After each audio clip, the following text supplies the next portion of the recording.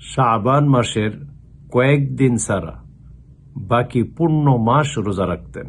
অন্যান্য মাসের তুলনায় শাবান মাসে রাসূল মকবুল সাল্লাল্লাহু আলাইহি ওয়াসাল্লাম এর নিকট অধিক প্রিয় ছিল। আসসালামু আলাইকুম ওয়া রাহমাতুল্লাহি ওয়া বারাকাতুহু।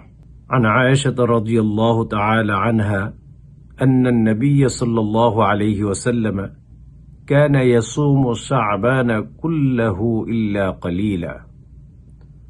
হযরত আম্মাজান আয়েশা সিদ্দিকা রাদিয়াল্লাহু তাআলা আনহা ইরশাদ করেন, হযরত রাসূল মকবুল সাল্লাল্লাহু আলাইহি ওয়াসাল্লাম শাবান মাসের কয়েকদিন ছাড়া বাকি পূর্ণ মাস রোজা রাখতেন।